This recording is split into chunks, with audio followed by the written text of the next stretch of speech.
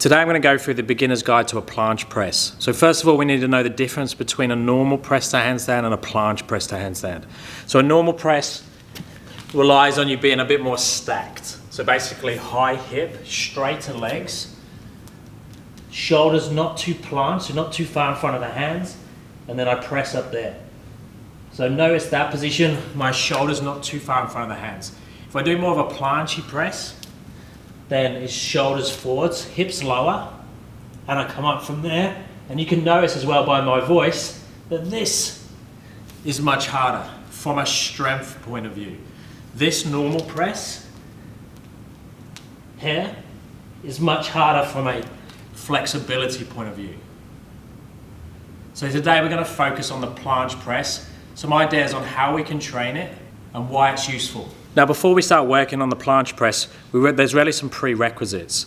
So you need to be able to do a handstand, at least for a few seconds, because you really need a freestanding handstand a little bit more with the planche press than you do with the standard press. Because the standard press you can work very close to the wall. With the planche press you need a bit of a gap between your hands and the wall. Now because it is a planche press, we really do need a planche as well. So just a tuck planche, so something like this can be enough to have a tuck planche like this.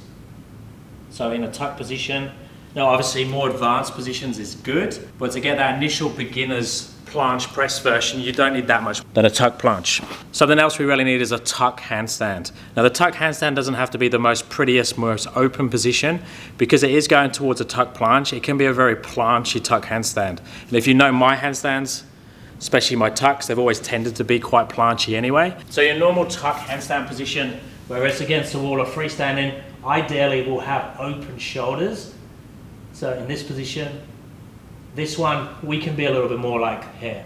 So more closed shoulder position, but show control and be able to hold for some time in that position, and the lower the better. So that's the prerequisites. Now if your goal is just general handstands, having some sort of planche press is very useful. It basically means that your press to handstand is always available. So you could do it from a kneeling position, you could do it if your flexibility is not great, and it's a great transition to go up and down for more advanced movements, like coming from a croc on the floor and pressing up, handstand push-up type work is all going to be much easier if you're happier to planche over your hands. So I'm now going to go through 4 or 5 different ways of breaking down the planche press and trying to rep it out to a point where you can do the full version. So the first one would be to use some sort of jump to get through the movement. So I'm still going to go through that same path, but I'm going to try and jump through the movement. So I'm going to use momentum more than strength. Now this could be done from a kneeling position. So my shoulders are going to come forward as I jump up. I am making sure that my hands are turned out. And before I start any of these, just make sure that you're going through some protraction work, maybe some planche leans, maybe that tuck planche work just to make sure it's there. And then I'm going to jump through that position as comfortable as I am to lean the shoulders forwards.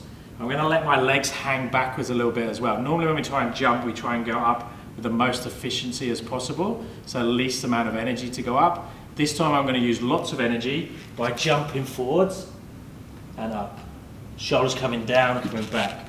I'm not too worried if the arms bend a little bit with this one as well. But I'm just going to jump up. I could do it from this position. So jumping forwards a little bit, loading the shoulder as I come up and down. The next one is eccentrics. So I'm going to go up into a handstand and I'm going to lower down, ideally if I had it to a tuck planche, but it could be all the way down and just put toes to the floor.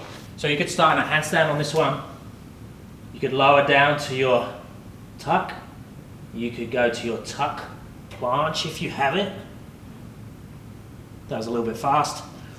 Or you could come down and go toes down first. So like this, ooh.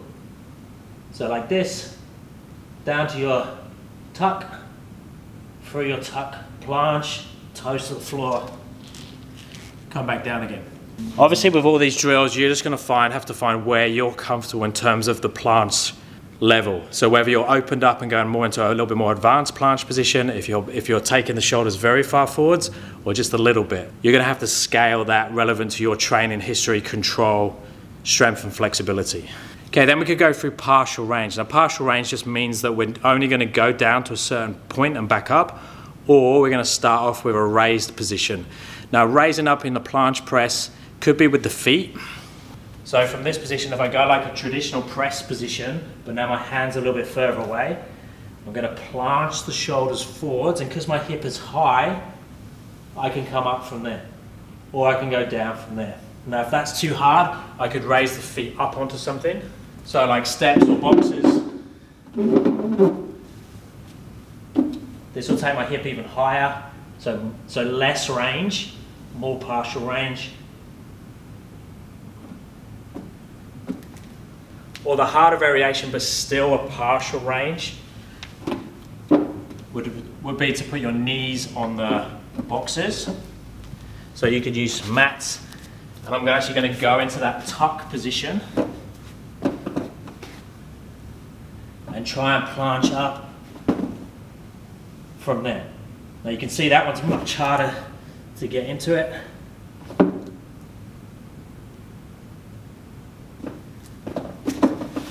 But definitely closer to the real thing. Now my favourite way of training it would be just to do that high hip position. So this one, bendy legs, straight arms, press, come back down, take it a little bit lower. Same thing. Same thing from kneeling, but now I'm just going to push the toes into the floor into the point I can lift.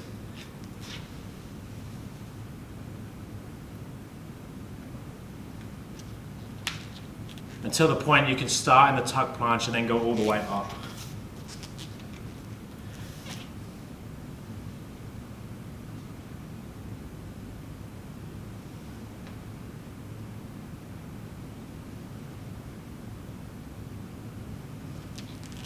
Now obviously you can keep progressing this movement until you can go up in a tuck position, frog position, straddle position, half lay, full planche position. Now I personally, my best I can do is like a high hip straddle planche press, something like this.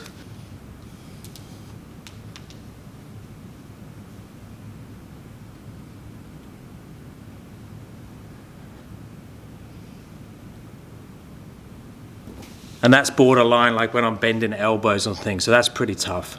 But if you are someone that wants to press the handstand and you are a little bit tighter, then I'd definitely explore the planche press, because once you have the planche press, even if it does have slight bendy arms, slight bend in the legs, you can then progress it to the straight leg, straight arm version over time. But at least you'll have control in the press, so you can slow it down and have time under tension and sort of be doing as close as you can to the real thing, instead of trying to come up with drills that are similar but not as effective. Let me know down in the comments if you have any planche press questions or any questions in general. Thumbs up and subscribe will be appreciated, and I'll speak to you next time. Thanks guys.